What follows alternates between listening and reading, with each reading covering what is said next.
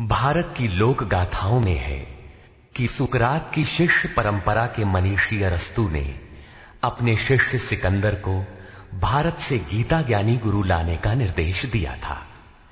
गीता के ही एक ईश्वरवाद को विश्व की विविध भाषाओं में मूसा, ईसा तथा अनेक सूफी महात्माओं ने फैलाया। भाषांतर होने से ये पृथक पृथक प्रतीत होते हैं, किंतु सिद्धांत गीता के ही है। अतः गीता मानव मात्र का अतर्क्य धर्मशास्त्र है।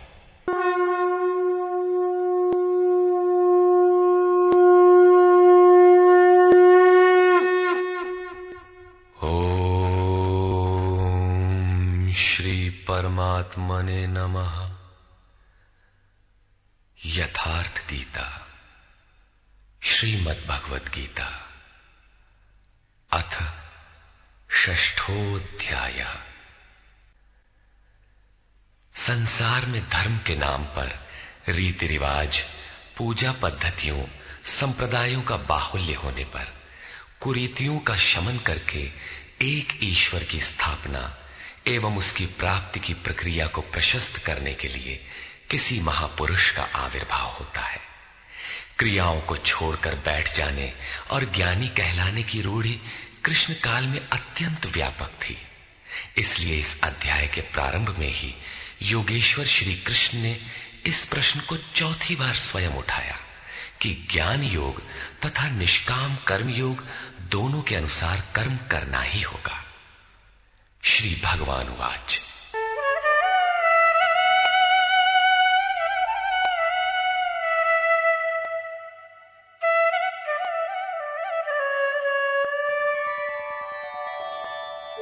अनाश्रितः कर्मफलम् कार्यं कर्म करोति यः स सन्न्यासी च योगी च न निरग्निर्न चाक्रियः।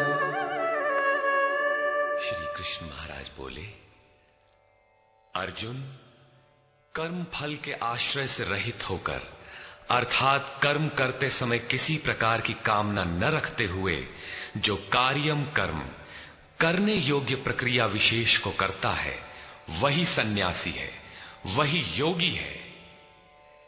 केवल अग्नि को त्यागने वाला तथा केवल क्रिया को त्यागने वाला न सन्यासी है न योगी।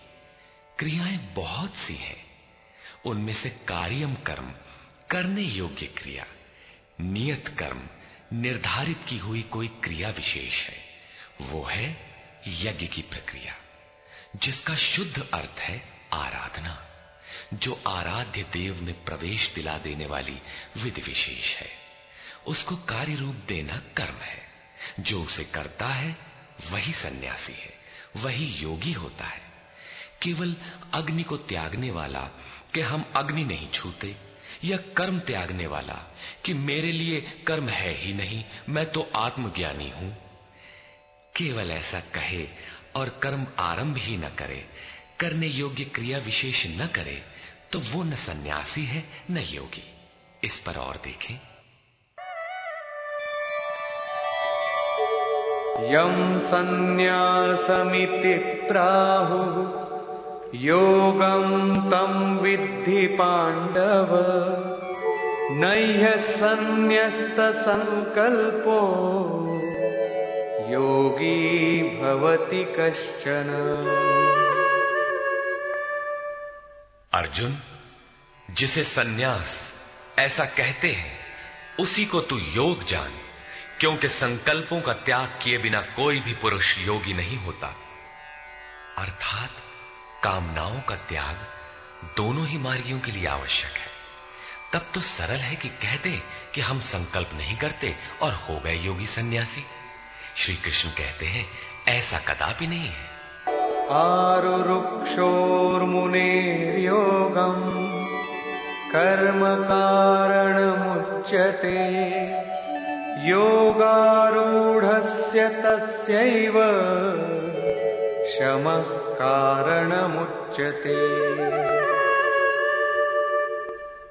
योग पर आरूढ़ होने की इच्छा वाले मननशील पुरुष के लिए योग की प्राप्ति में कर्म करना ही कारण है। और योग का अनुष्ठान करते करते जब वो परिणाम देने की अवस्था में आ जाए, उस योगारूढ़ता में शमः कारणम उच्यते, संपूर्ण संकल्पों का अभाव कारण है। इससे पहले संकल्प पिंड नहीं छोड़ते। और यदा हीनेन्द्रियार्थेषु न कर्मस्वनुषज्यते सर्वसंकल्प सन्न्यासी योगारूढ़स्तदोच्यते। जिस काल में पुरुष न तो इंद्रियों के भोगों में आसक्त होता है और न कर्मों में ही आसक्त है, योग की परिपक्वावस्था में पहुंच जाने पर आगे कर्म करके ढूंढने किसे। अतः नियत कर्म आराधना की आवश्यकता नहीं रह जाती, इसलिए वो कर्मों में भी आसक्त नहीं है। उस काल में सर्व संकल्प सन्यासी, सर्व संकल्पों का अभाव है, वही सन्यास है, वही योगारूढ़ता है। रास्ते में सन्यास नाम की कोई वस्तु नहीं है। इस योगारूढ़ता से लाभ क्या है? उद्धरेदात्मनात्मानं नात्मानमवसादयेत् आत्मैव ह्यात्मनो बन्धु आत्मैव रिपुरात्मनः। अर्जुन, मनुष्य को चाहिए कि अपने द्वारा अपना उद्धार करे, अपने आत्मा को अधोगति में न पहुंचावे, क्योंकि वो जीवात्मा स्वयं ही अपना मित्र है और यही अपना शत्रु भी है। कब ये शत्रु होता है और कब मित्र, इस पर कहते हैं बन्धुरात्मात्मनस्तस्य येनात्मैवात्मना जितः अनात्मनस्तु शत्रुत्वे वर्तेतात्मैव शत्रुवत्। जिस जीवात्मा द्वारा मन और इंद्रियों सहित शरीर जीता हुआ है, उसके लिए उसी का जीवात्मा मित्र है, और जिसके द्वारा मन और इंद्रियां सहित शरीर नहीं जीता गया है, उसके लिए वो स्वयं शत्रुता में बरतता है। इन दो श्लोकों में श्री कृष्ण एक ही बात कहते हैं कि अपने द्वारा अपने आत्मा का उद्धार करें, उसे अधोगति में न पहुंचाएं, क्योंकि आत्मा ही मित्र है। सृष्टि में न दूसरा कोई शत्रु है न मित्र। किस प्रकार? जिसके द्वारा मन सहित इंद्रियां जीती हुई हैं, उसके लिए उसी का आत्मा मित्र बनकर मित्रता में बरतता है, परम कल्याण करने वाला होता है। और जिसके द्वारा मन सहित इंद्रियां नहीं जीती गई हैं, उसके लिए उसी का आत्मा शत्रु बनकर शत्रु में बरतता है, नीच योनियों और यातनाओं की ओर ले जाता है। प्रायः लोग कहते हैं, मैं तो आत्मा हूं। गीता में लिखा है, न इसे शस्त्र काट सकता है, न अग्नि जला सकता है, न वायु सुखा सकता है। ये नित्य है, अमृत स्वरूप है, न बदलने वाला है, शाश्वत है, और वो आत्मा मुझ में है ही। वे गीता की इन पंक्तियों पर ध्यान नहीं देते कि आत्मा अधोगति में भी जाता है, आत्मा का उद्धार भी होता है, जिसके लिए कार्यम कर्म करने योग्य प्रक्रिया बताई गई है। अब अनुकूल आत्मा के लक्षण देखें।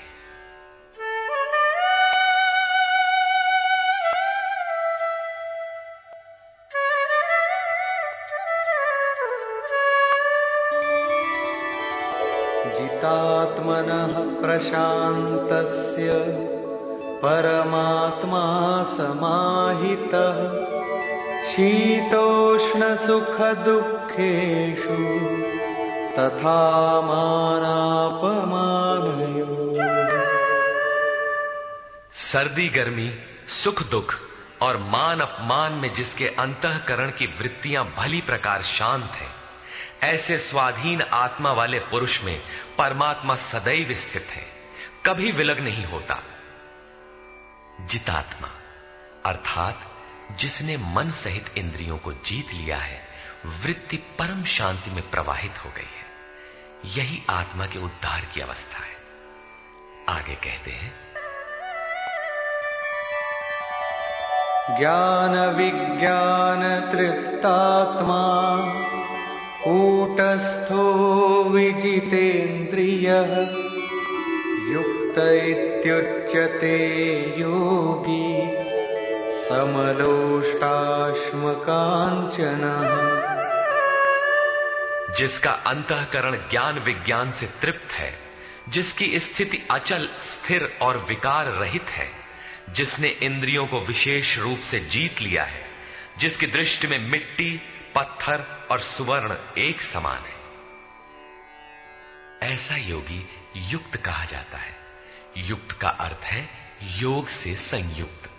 ये योग की पराकाष्ठा है, जिसे योगेश्वर 5वें अध्याय में श्लोक 7 से 12 तक अभिचित्रित कराए हैं। परम तत्व परमात्मा का साक्षात्कार और उसके साथ होने वाली जानकारी ज्ञान है। 1 इंच भी इष्ट से दूरी है, जानने की इच्छा बनी है, तब तक वो अज्ञानी है। वो प्रेरक कैसे सर्वव्याप्त है, कैसे प्रेरणा देता है, कैसे अनेक आत्माओं का एक साथ पथ प्रदर्शन करता है, कैसे वो भूत भविष्य और वर्तमान का ज्ञाता है। उस प्रेरक इष्ट की कार्य प्रणाली का ज्ञान ही विज्ञान है। जब से हृदय में इष्ट का आविर्भाव होता है, उसी दिन से वो निर्देश देने लगता है, किंतु प्रारंभ में साधक समझ नहीं पाता। पराकाष्ठा काल में ही योगी उनकी आंतरिक कार्य प्रणाली को पूर्णतः समझ पाता है। यही समझ विज्ञान है। योगारूढ़ अथवा युक्त पुरुष का अंतःकरण ज्ञान विज्ञान से तृप्त रहता है। इसी प्रकार योग युक्त पुरुष की स्थिति का निरूपण करते हुए योगेश्वर श्री कृष्ण पुनः कहते हैं, सुहृन्मित्रार्युदासीन मध्यस्थद्वेष्य बन्धुषु साधुष्वपि च पापेषु समबुद्धिर्विशिष्यते। प्राप्ति के पश्चात महापुरुष समदर्शी और समवर्ती होता है। जैसे पिछले श्लोक में उन्होंने बताया कि जो पूर्ण ज्ञाता या पंडित है, वो विद्या विनय संपन्न ब्राह्मण में, चांडाल में, गाय, कुत्ता, हाथी में समान दृष्टि वाला होता है। उसी का पूरक ये श्लोक है। वो हृदय से सहायता करने वाले सहृदय, मित्र, बैरी, उदासीन, द्वेषी, बंधुगणों, धर्मात्मा तथा पापियों में भी समान दृष्टि वाला योग युक्त पुरुष अति श्रेष्ठ है। वो उनके कार्यों पर दृष्टि नहीं डालता, बल्कि उनके भीतर आत्मा के संचार पर ही उसकी दृष्टि पड़ती है। इन सब में वो केवल इतना अंतर देखता है कि कोई कुछ नीचे की सीढ़ी पर खड़ा है तो कोई निर्मलता के समीप, किंतु वो क्षमता सब में है। यहां योग युक्त के लक्षण पुनः दोहराए गए।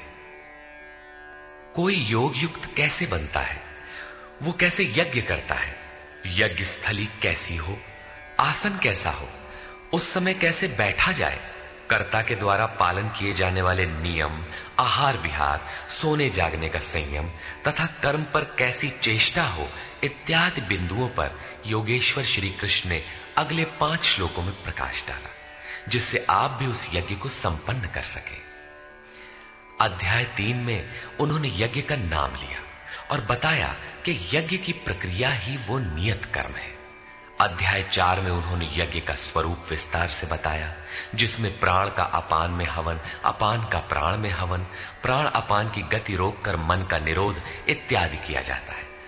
सब मिलाकर यज्ञ का शुद्ध अर्थ है आराधना, तथा उस आराध्य देव तक की दूरी तय कराने वाली प्रक्रिया, जिस पर 5वें अध्याय में भी कहा। किंतु उसके लिए आसन, भूमि, करने की विधि इत्यादि का चित्रण शेष था। उसी पर योगेश्वर श्री कृष्ण यहां प्रकाश डालते हैं।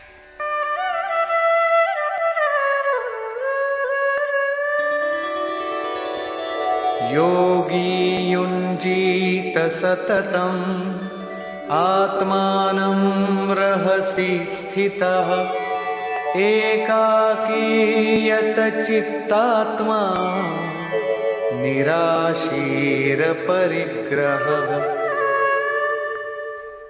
चित्त को जीतने में लगा हुआ योगी मन, इंद्रियों और शरीर को वश में रखकर वासना और संग्रह रहित होकर एकांत स्थान में अकेले ही चित्त को आत्मोपलब्धि कराने वाली योग क्रिया में लगावे।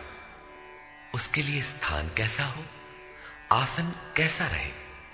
शुचौ देशे प्रतिष्ठाप्य स्थिरमासनमात्मनः नात्युच्छ्रितं नातिनीचं चैलाजिनकुशोत्तरम्।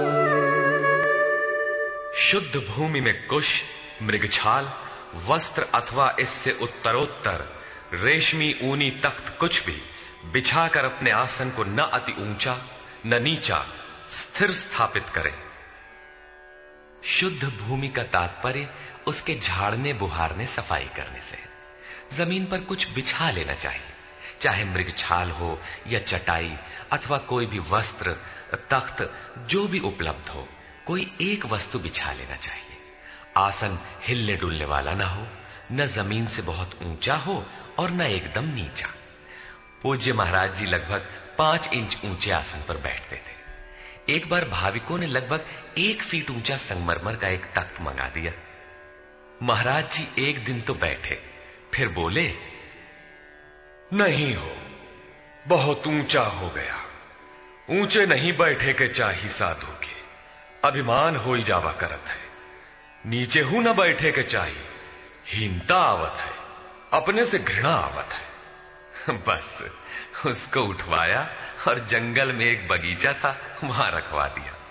वहां न कभी महाराज जाते थे और न अब ही कोई जाता है। ये था उन महापुरुष का क्रियात्मक शिक्षण। इसी प्रकार साधक के लिए भी बहुत ऊंचा आसन नहीं होना चाहिए, नहीं तो भजन पूर्ति बाद में होगी, अहंकार पहले चढ़ बैठेगा। इसके पश्चात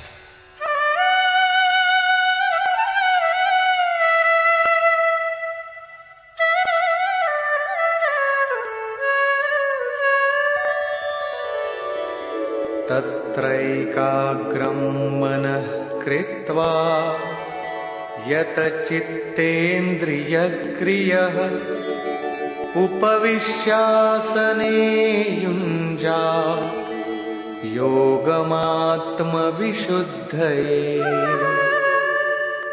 उस आसन पर बैठकर ही ध्यान करने का विधान है। मन को एकाग्र करके चित्त और इंद्रियों को, क्रियाओं को वश में रखते हुए अंतःकरण की शुद्धि के लिए योगाभ्यास करें। अब बैठने का तरीका बताते हैं। समंकाय शिरो ग्रीवं धारयन्नचलं स्थिरः संप्रेक्ष्य नासिकाग्रं स्वं दिशश्चानवलोकयन्। शरीर, गर्दन और सिर को सीधा, अचल, स्थिर करके जैसे कोई पटरी खड़ी कर दी गई हो, इस प्रकार सीधा दृढ़ होकर बैठ जाए और अपनी नासिका के अग्रभाग को देखकर, नासिका की नोक देखते रहने का निर्देश नहीं है, बल्कि सीधे बैठने पर नाक के सामने जहां दृष्टि पड़ती है वहां दृष्टि रहे। दाहिने बाएं देखते रहने की चंचलता न रहे। अन्य दिशाओं को न देखता हुआ स्थिर होकर बैठे और प्रशांतात्मा विगतभिः ब्रह्मचारि व्रते स्थितः मनः संयम्य मच्चित्तो युक्त आसीत मत्परः। ब्रह्मचर्य व्रत में स्थित होकर। प्रायः लोग कहते हैं कि जननेंद्रिय का संयम ब्रह्मचर्य है, किंतु महापुरुषों की अनुभूति है कि मन से विषयों का स्मरण करके, आंखों से वैसे दृश्य देखकर, त्वचा से स्पर्श कर, कानों से विषयोत्तेजक शब्द सुनकर जननेंद्रिय संयम संभव नहीं है। ब्रह्मचारी का वास्तविक अर्थ है ब्रह्म आचरति स ब्रह्मचारी। ब्रह्म का आचरण है नियत कर्म, यज्ञ की प्रक्रिया, जिसे करने वाले यान्ति ब्रह्म सनातनम, सनातन ब्रह्म में प्रवेश पा जाते हैं। इसे करते समय स्पर्शान कृत्वा बहिर्बाह्यान, बाहर के स्पर्श, मन और सभी इंद्रियों के स्पर्श बाहर ही त्याग कर चित्त को ब्रह्म चिंतन में, श्वास प्रश्वास में ध्यान में लगाना है। मन ब्रह्म में लगा है तो बाह्य स्मरण कौन करे? यदि बाह्य स्मरण होता है तो अभी मन लगा कहां? विकार शरीर पर नहीं, मन की तरंगों में रहता है। मन ब्रह्माचरण में लगा है तो जननेन्द्रिय संयम ही नहीं, सकलेंद्रिय संयम तक स्वाभाविक हो जाता है। अतः ब्रह्म के आचरण में स्थित रहकर भय रहित और अच्छी प्रकार शांत अंतःकरण वाला मन को संयत रखते हुए मुझ में लगे हुए चित्त से युक्त मेरे परायण होकर स्थित हो। ऐसा करने का परिणाम क्या होगा?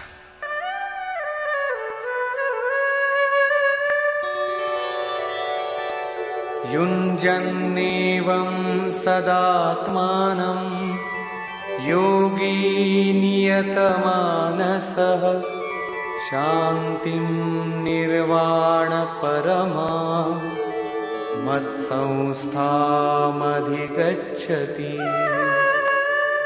इस प्रकार अपने आप को निरंतर उसी चिंतन में लगाता हुआ संयत मन वाला योगी मेरे में स्थित रूपी पराकाष्ठा वाली शांति को प्राप्त होता है।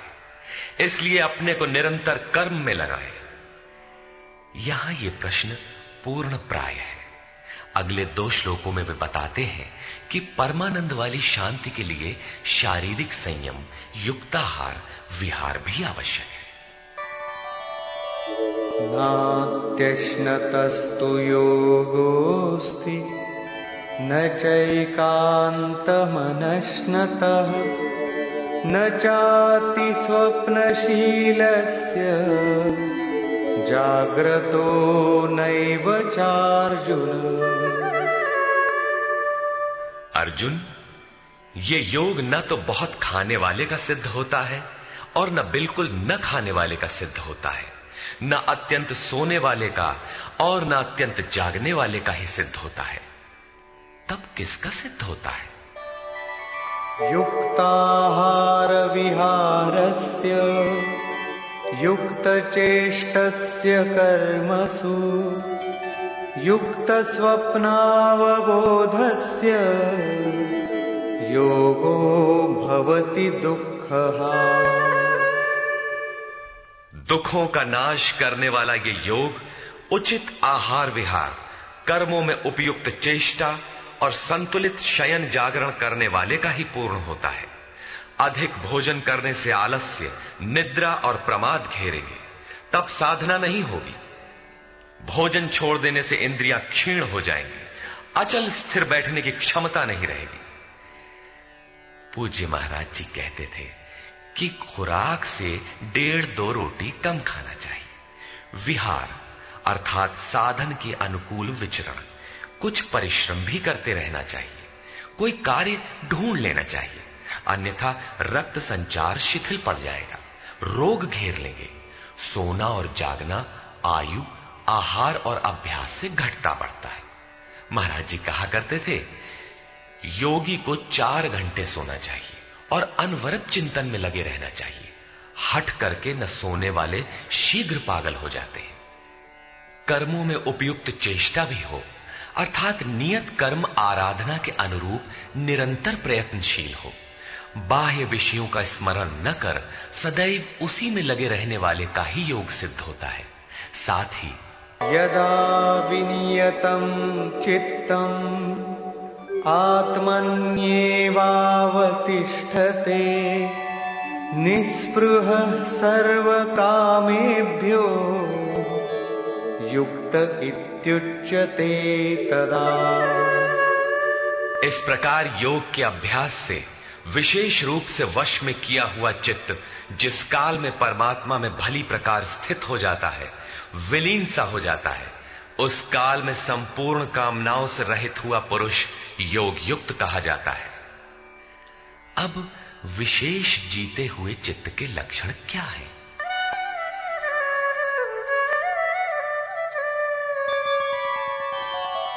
यथा दीपो निवातस्थो नेङ्गते सोपमा स्मृता योगिनो यतचित्तस्य युञ्जतो योगमात्मनः।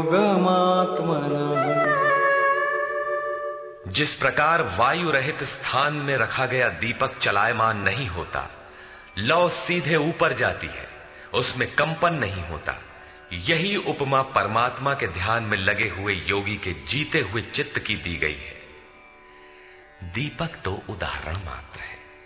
आजकल दीपक का प्रचलन शिथिल पड़ रहा है। अगरबत्ती ही जलाने पर धुआं सीधे ऊपर जाता है, यदि वायु में वेग न हो। ये योगी के जीते हुए चित्त का एक उदाहरण मात्र है।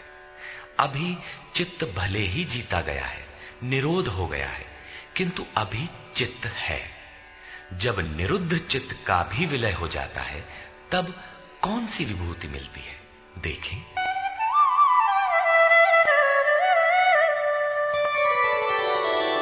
यत्रो परमते चित्तम् निरुद्धं योगसेवया यत्र चैवात्मनात्मानं पश्यन्नात्मनि तुष्यति।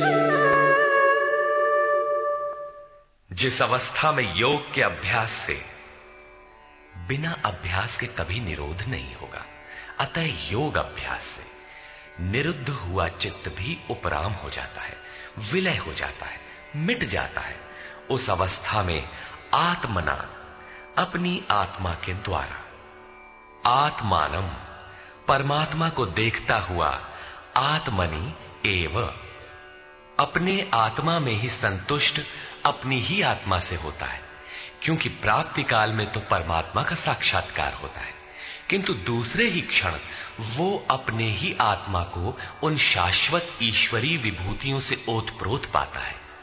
ब्रह्म अजर, अमर, शाश्वत, अव्यक्त और अमृत स्वरूप है, तो इधर आत्मा भी अजर, अमर, शाश्वत, अव्यक्त और अमृत स्वरूप है तो, किंतु अचिंत्य भी है। जब तक चित्त और चित्त की लहर है, तब तक वो आपके उपभोग के लिए नहीं है। चित्त का निरोध और निरुद्ध चित्त के विलय काल में परमात्मा का साक्षात्कार होता है, और दर्शन के ठीक दूसरे क्षण उन्हीं ईश्वरीय गुण धर्मों से युक्त ही अपने आत्मा को पाता है। इसलिए वो अपने ही आत्मा में संतुष्ट होता है। यही उसका स्वरूप है, यही पराकाष्ठा है। इसी का पूरक अगला श्लोक देखें।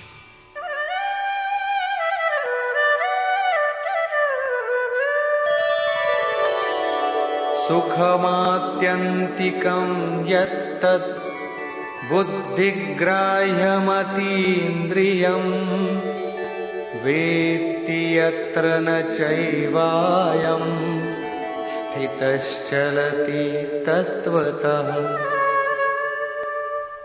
तथा इंद्रियों से अतीत, केवल शुद्ध हुई सूक्ष्म बुद्धि द्वारा ग्रहण करने योग्य जो अनंत आनंद है, उसको जिस अवस्था में अनुभव करता है और जिस अवस्था में स्थित हुआ योगी भगवत स्वरूप को तत्व से जानकर चलायमान नहीं होता, सदैव उसी में प्रतिष्ठित रहता है। तथा यं लब्ध्वा चापरं लाभं मन्यते नाधिकं ततः यस्मिन् स्थितो न दुःखेन गुरुणापि विचाल्यते। परमेश्वर की प्राप्ति रूप जिस लाभ को, पराकाष्ठा की शांति को प्राप्त कर उससे अधिक दूसरा कुछ भी लाभ नहीं मांगता, और भगवत प्राप्ति रूप जिस अवस्था में स्थित हुआ योगी बड़े भारी दुख से भी चलायमान नहीं होता, दुख का उसे भान भी नहीं होता, क्योंकि भान करने वाला चित्त तो मिट गया। इस प्रकार तम विद्या दुख संयोग वियोगम योग संगीतम सनिश्चयेन योक्तव्यो योगो निर्विण्ण चेतसा। जो संसार के संयोग और वियोग से रहित है, उसी का नाम योग है। जो आत्यंतिक सुख है, उसके मिलन का नाम योग है। जिसे परम तत्व परमात्मा कहते हैं, उसके मिलन का नाम योग है। वो योग न उकताए हुए चित्त से निश्चय पूर्वक करना कर्तव्य है। धैर्य पूर्वक लगा रहने वाला ही योग में सफल होता है।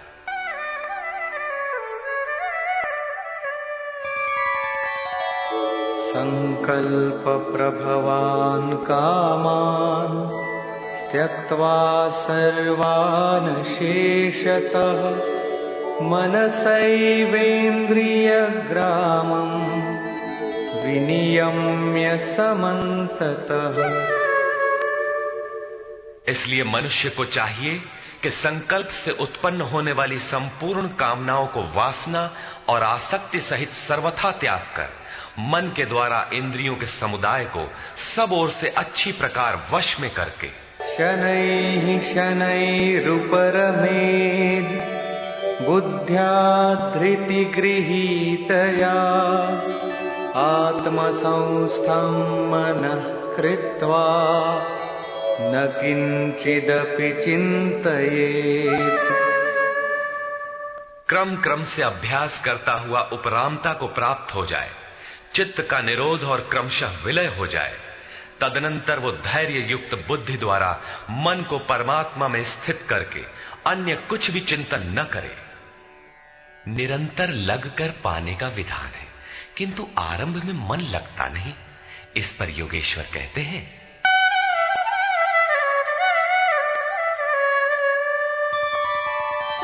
यतो यतो निश्चरति मनश्चञ्चलमस्थिरम् ततस्ततो नियम्यैतद् आत्मन्येव वशं नयेत्। ये स्थिर न रहने वाला चंचल मन जिस जिस कारण से सांसारिक पदार्थों में विचरता है, उससे रोककर बारंबार अंतरात्मा में ही निरोध करे।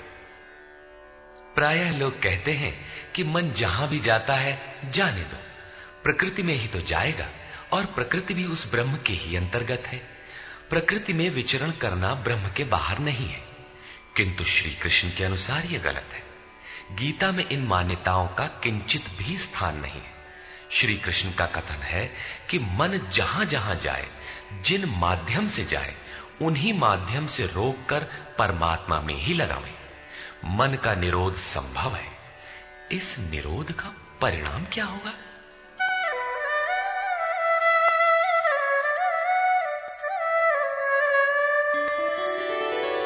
प्रशान्तमनसं येनं योगिनं सुखमुत्तमम् उपैति शान्तरजसं ब्रह्मभूतमकल्मषम्। जिसका मन पूर्ण रूपेण शांत है, जो पाप से रहित है, जिसका रजोगुण शांत हो गया है, ऐसे ब्रह्म से एकीभूत योगी को सर्वोत्तम आनंद प्राप्त होता है, जिससे उत्तम कुछ भी नहीं है। इसी पर पुनः बल देते हैं,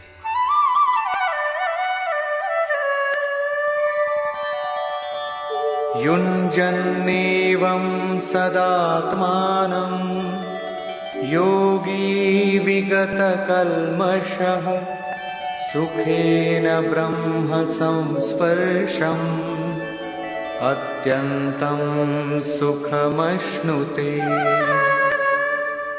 पाप रहित योगी इस प्रकार आत्मा को निरंतर उस परमात्मा में लगाता हुआ सुखपूर्वक परब्रह्म परमात्मा की प्राप्ति के अनंत आनंद की अनुभूति करता है।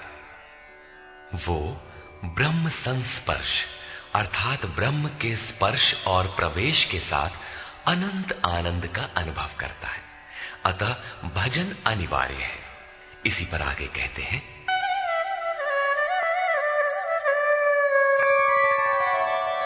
सर्वभूतस्थमात्मानं सर्वभूतानि चात्मनि ईक्षते योगयुक्तात्मा सर्वत्र समदर्शनः। योग के परिणाम से युक्त आत्मा वाला, सब में समभाव से देखने वाला योगी आत्मा को संपूर्ण प्राणियों में व्याप्त देखता है और संपूर्ण भूतों को आत्मा में ही प्रवाहित देखता है।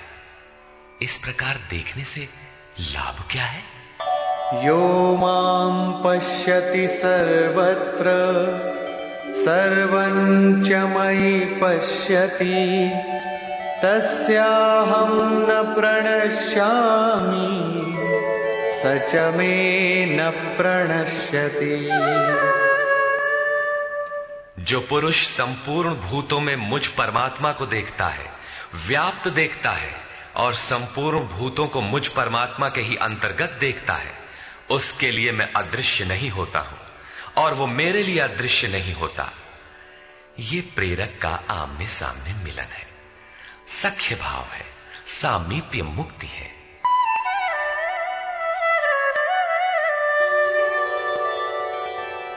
सर्वभूतस्थितं यो मां भजत्येकत्वमास्थितः सर्वथा वर्तमानोऽपि स योगी मयि वर्तते। जो पुरुष अनेकता से परे उपर्युक्त एकत्व भाव से मुझ परमात्मा को भजता है, वो योगी सब प्रकार के कार्यों में बरतता हुआ मेरे में ही बरतता है, क्योंकि मुझे छोड़कर उसके लिए कोई बचा भी तो नहीं, उसका तो सब मिट गया। इसलिए वो अब उठता बैठता जो कुछ भी करता है मेरे संकल्प से करता है।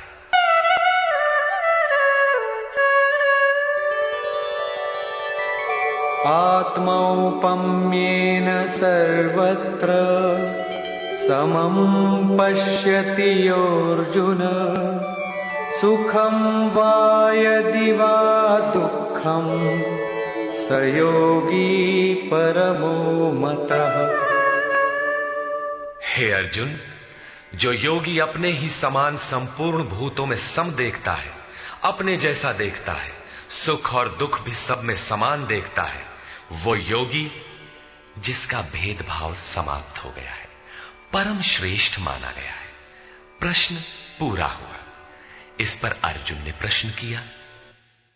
अर्जुन उवाच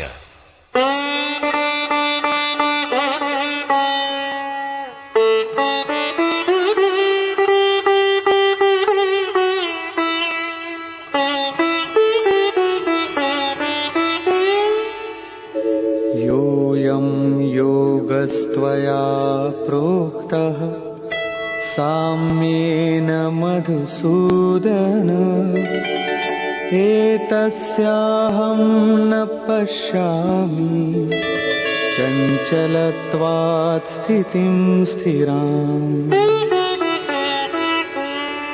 हे मधुसूदन, ये योग जो आप पहले बता आए हैं, जिससे समत्व भाव दृष्टि मिलती है, मन के चंचल होने से बहुत समय तक इसमें ठहरने वाली स्थिति में मैं अपने को नहीं देखता।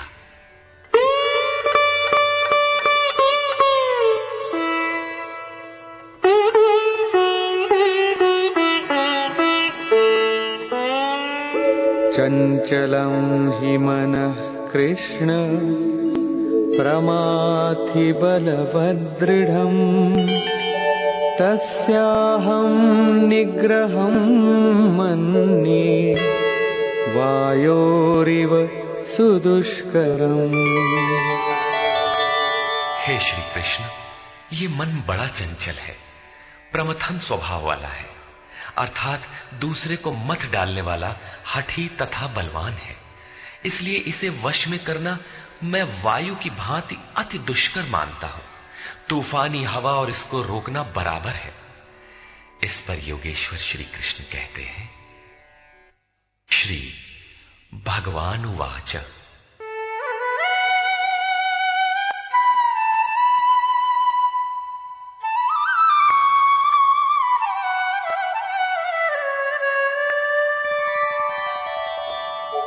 असंशयं महाबाहो मनो दुर्निग्रहं चलम् अभ्यासेन तु कौन्तेय वैराग्येण च गृह्यते। महान कार्य करने के लिए प्रयत्नशील अर्थात महाबाहु अर्जुन, निसंदेह मन चंचल है, बड़ी कठिनाई से वश में होने वाला है। परंतु कौन्तेय, यह अभ्यास और वैराग्य के द्वारा वश में होता है। जहां चित्त को लगाना है वहां स्थिर करने के लिए बार बार प्रयत्न का नाम अभ्यास है, तथा देखी सुनी विषय वस्तुओं में, संसार या स्वर्ग आदि के भोगों में राग अर्थात लगाव का त्याग वैराग्य है।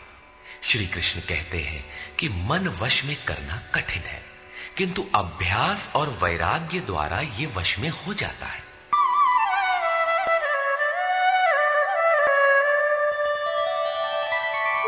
असंयतात्मना योगो दुष्प्राप इति मे मतिः वश्यात्मना तु यतता शक्यो वाप्तुमुपायतः।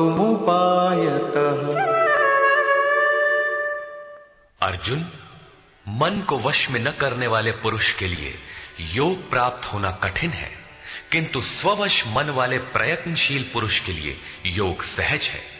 ऐसा मेरा अपना मत है। जितना कठिन तू मान बैठा है उतना कठिन नहीं है, अतः इसे कठिन मानकर छोड़ मत दो। प्रयत्न पूर्वक लगकर योग को प्राप्त कर, क्योंकि मन वश में करने पर ही योग संभव है। इस पर अर्जुन ने प्रश्न किया। अर्जुन उवाच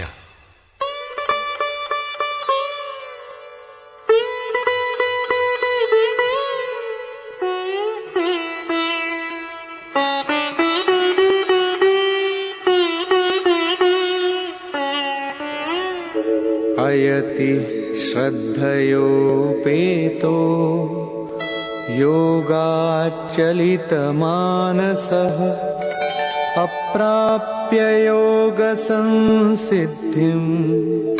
कां गतिं कृष्ण गच्छति। योग करते करते यदि किसी का मन चलायमान हो जाए, यद्यपि अभी योग में उसको श्रद्धा है ही, तो ऐसा पुरुष भगवत सिद्धि को प्राप्त न होकर किस गति को पाता है? कच्चिन्नो भय विभ्रष्टः छिन्नाभ्रमिव नश्यति अप्रतिष्ठो महाबाहो विमूढ़ो ब्रह्मणः पथि। महाबाहु श्री कृष्ण, भगवत प्राप्ति के मार्ग से विचलित हुआ वो मोहित पुरुष छिन्न भिन्न बादल की भांति दोनों ओर से नष्ट भ्रष्ट तो नहीं होता। छोटी सी बदली आकाश में छाए तो वो न बरस पाती है, न लौटकर मेघों से ही मिल पाती है, बल्कि हवा के झोंकों से देखते देखते नष्ट प्राय हो जाती है। उसी प्रकार शिथिल प्रयत्न वाला, कुछ काल तक साधन करके स्थगित करने वाला नष्ट तो नहीं हो जाता। वो न आप में प्रवेश कर सका और न भोग ही भोग पाया, उसकी कौन सी गति होती है?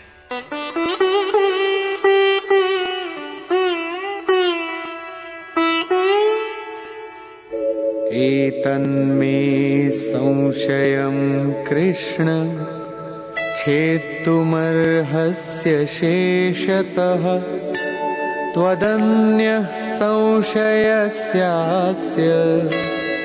छेत्ता न ह्युपपद्यते।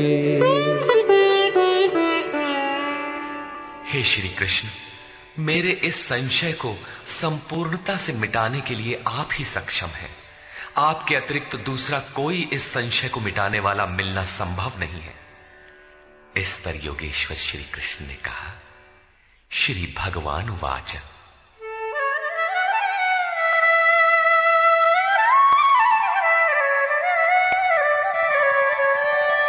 पार्थ नैवेह नामुत्र विनाशस्तस्य विद्यते न हि कल्याणकृत् कश्चित् दुर्गतिं तात गच्छति। पार्थिव शरीर को ही रथ बनाकर लक्ष्य की ओर अग्रसर अर्जुन, उस पुरुष का ना तो इस लोक में और न परलोक में ही नाश होता है, क्योंकि हे तात, उस परम कल्याणकारी नियत कर्म को करने वाला दुर्गति को प्राप्त नहीं होता। उसका होता क्या है? प्राप्य पुण्यकृतां लोका उषित्वा शाश्वती समा शुचीनां श्रीमतां गेहे योगभ्रष्टोऽभिजायते।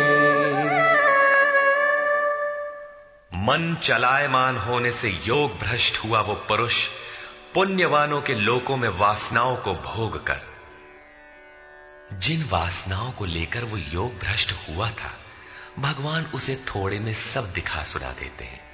उन्हें भोग कर वो शुचि नाम श्रीमताम, शुद्ध आचरण वाले श्रीमान पुरुषों के घर में जन्म लेता है। जो शुद्ध आचरण वाले हैं वही श्रीमान है।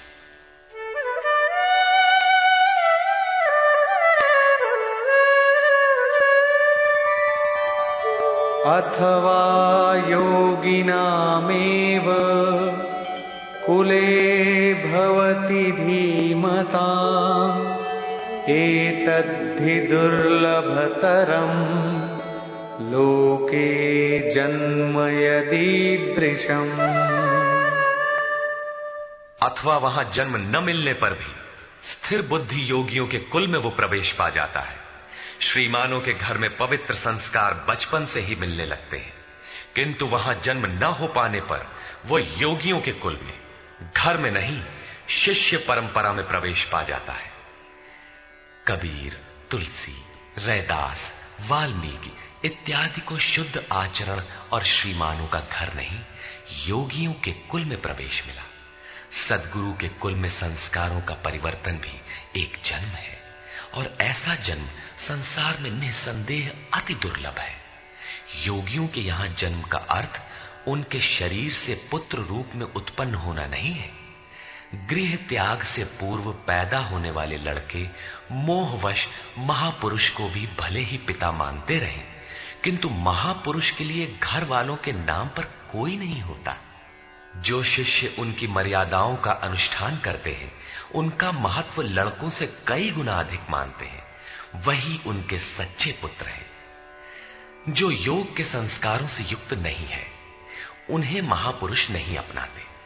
पूज्य महाराज जी यदि साधु बनाते तो हजारों विरक्त उनके शिष्य होते, किंतु उन्होंने किसी को किराया भाड़ा देकर, किसी के घर सूचना भेजकर, पत्र भेजकर, समझा बुझाकर सबको उनके घर लौटा दिया।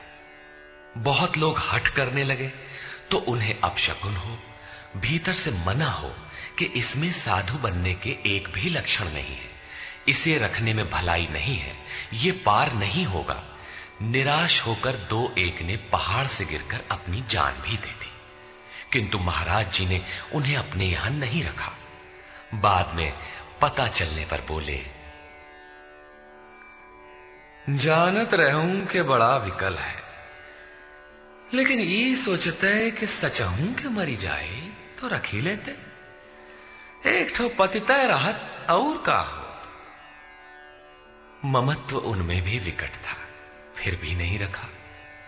6-7 को जिनके लिए आदेश हुआ था कि आज एक योग भ्रष्ट आ रहा है, जन्म जन्म से भटका हुआ चला आ रहा है, इस नाम और इस रूप का कोई आने वाला है, उसे रखो, ब्रह्म विद्या का उपदेश करो, उसे आगे बढ़ाओ। केवल उन्हीं को रखा। आज भी उनमें से एक महापुरुष धार कुंडी में बैठे हैं, एक अनसुईया में है, 2-3 अन्यत्र भी हैं। उन्हें सद्गुरु के कुल में प्रवेश मिला। ऐसे महापुरुषों को पा जाना अति दुर्लभ है।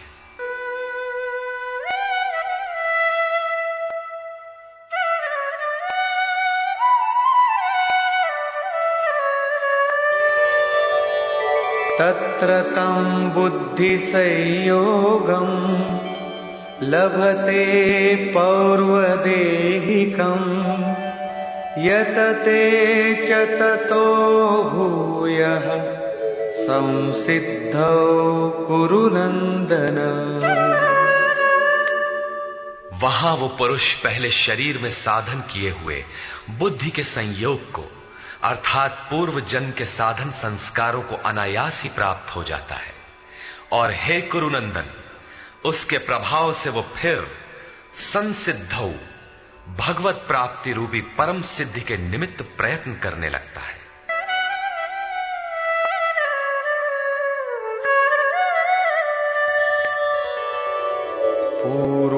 पूर्वाभ्यासेन तेनैव ह्रियते ह्यवशोऽपि सः जिज्ञासुरपि योगस्य शब्द ब्रह्माति वर्तते।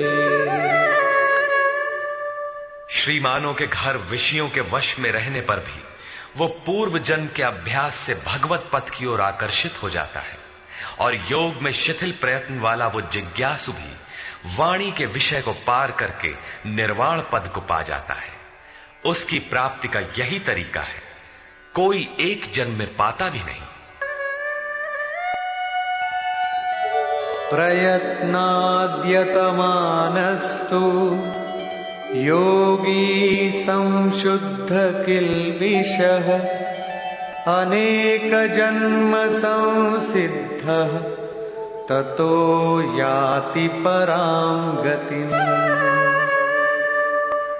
अनेक जन्मों से प्रयत्न करने वाला योगी परम सिद्धि को प्राप्त हो जाता है।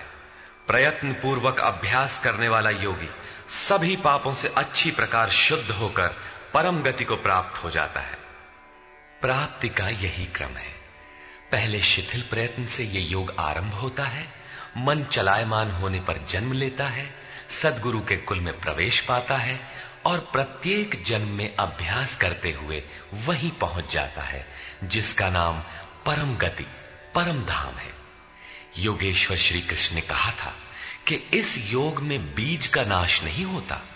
आप 2 कदम चल भर दें, उस साधन का कभी नाश नहीं होता।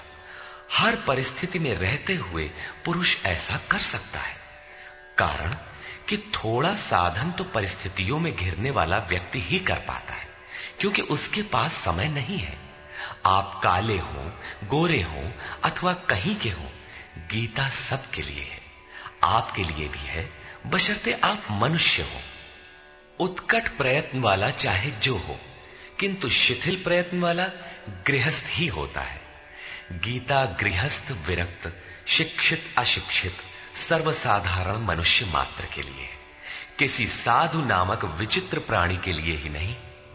अंत में योगेश्वर श्री कृष्ण निर्णय देते हैं,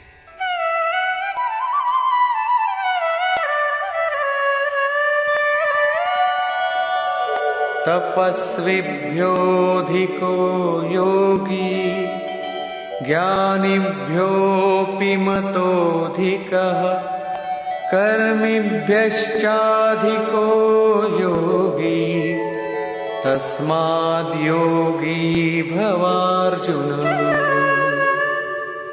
तपस्वियों से योगी श्रेष्ठ है, ज्ञानियों से भी श्रेष्ठ माना गया है, कर्मियों से भी योगी श्रेष्ठ है।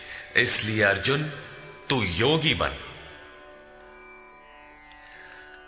तपस्वी अभी योग को ढालने में प्रयत्नशील है, कर्मी केवल कर्म जानकर करता भर है।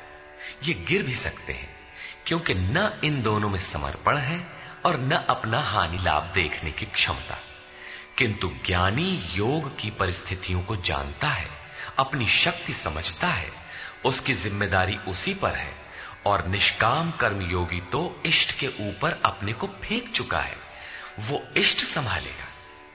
परम कल्याण के पथ पर ये दोनों ठीक चलते हैं, किंतु जिसका भार वो इष्ट संभालता है वो इन सब में श्रेष्ठ है, क्योंकि प्रभु ने उसे ग्रहण कर लिया है। उसका हानि लाभ वो प्रभु देखता है, इसलिए योगी श्रेष्ठ है। इसलिए अर्जुन, तू योगी बन, समर्पण के साथ योग का आचरण कर। योगी श्रेष्ठ है, किंतु उनसे भी वो योगी सर्वश्रेष्ठ है जो अंतरात्मा से लगता है। इसी पर कहते हैं,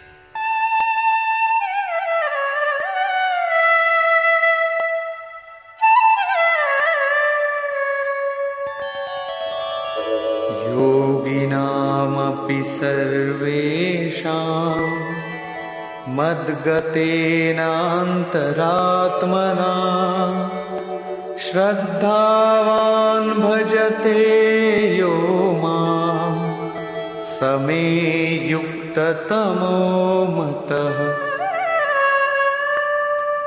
संपूर्ण निष्काम कर्म योगियों में भी जो श्रद्धा विभोर होकर अंतरात्मा से अंतर चिंतन से मुझे निरंतर भजता है, वो योगी मुझे परम श्रेष्ठ मान्य है। भजन दिखावे या प्रदर्शन की वस्तु नहीं है। इससे समाज भले ही अनुकूल हो, किंतु प्रभु प्रतिकूल हो जाते हैं। भजन अत्यंत गोपनीय है, वो अंतःकरण से होता है, उसका उतार चढ़ाव अंतःकरण के ऊपर है। निष्कर्ष। इस अध्याय के आरंभ में योगेश्वर श्री कृष्ण ने कहा कि फल के आश्रय से रहित होकर जो कार्यम कर्म अर्थात करने योग्य प्रक्रिया विशेष का आचरण करता है वही सन्यासी है, और उसी कर्म को करने वाला ही योगी है। केवल क्रियाओं अथवा अग्नि को त्यागने वाला योगी अथवा सन्यासी नहीं होता। संकल्पों का त्याग किए बिना कोई भी पुरुष सन्यासी अथवा योगी नहीं होता। हम संकल्प नहीं करते, ऐसा कह देने मात्र से संकल्प पिंड नहीं छोड़ते। योग में आरूढ़ होने की इच्छा वाले पुरुष को चाहिए कि कार्यम कर्म करे, और करते करते योगारूढ़ हो जाने पर सर्व संकल्पों का अभाव होता है, इसके पूर्व नहीं। सर्व संकल्पों का अभाव ही सन्यास है। इसलिए अर्जुन, तू योगी बन, समर्पण के साथ अंतर्मन से योग का आचरण कर। प्रस्तुत अध्याय में योगेश्वर श्री कृष्ण ने प्रमुख रूप से योग की प्राप्ति के लिए अभ्यास पर बल दिया। अतः ओम तत्सदिति श्रीमद् भगवद गीता सूपनिषत्सु ब्रह्म विद्यायाम योग शास्त्रे श्री कृष्णार्जुन संवादे अभ्यास योगो नाम षष्ठोऽध्यायः। इस प्रकार स्वामी अड़गड़ानंद कृत श्रीमद् भगवद गीता के भाष्य यथार्थ गीता का छठा अध्याय पूर्ण होता है। हरि ओम तत्सत।